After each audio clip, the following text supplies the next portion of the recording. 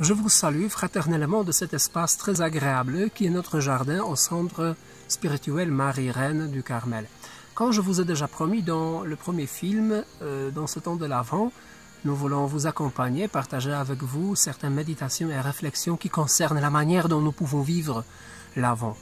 Aujourd'hui, deux idées qui sont venues dans ma tête que je voulais vous laisser pour la méditation. D'abord, l'Avent, c'est une école excellente de la prière, parce que c'est là où nous essayons d'exercer notre capacité d'être vigilant, d'être attentif, non seulement à cette réalité qui nous entoure, mais aussi, ou bien surtout, cette réalité qui nous habite, d'être attentif à tout ce qui résonne en moi, d'être attentif par rapport à tout ce que je vis intérieurement, parce que c'est aussi là où nous essayons de reconnaître cette présence très subtile, très discrète de notre Seigneur.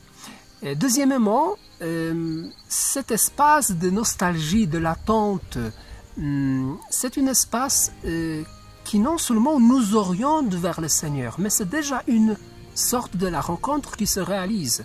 Dans l'Avent, nous non seulement attendons, mais nous sommes en train de vivre. C'est non seulement où nous regardons ces événements qui devaient arriver, parce qu'on nous a laissé la promesse et on attend toujours la réalisation de cette promesse, mais nous essayons déjà participer, nous essayons déjà vivre voilà, ces événements, et surtout nous essayons de vivre notre relation avec celui qui est tout près de nous.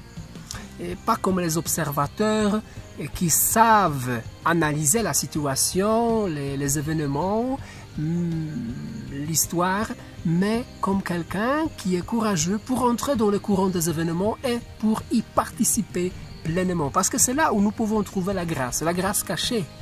La grâce qui est cachée dans les événements, dans les rencontres, dans les difficultés. La grâce qui est cachée dans les succès, dans la joie, peut-être dans une frustration ou bien dans la tristesse. Dieu peut se révéler de chaque manière.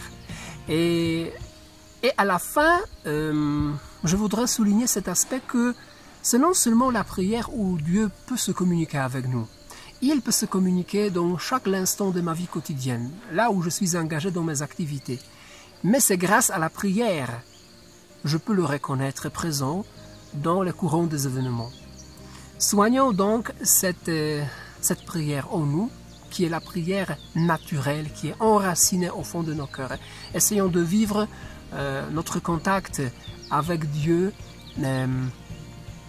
plus naturel, et que la parole de Dieu qui nous ouvre à sa présence nous guide et nous inspire chaque jour.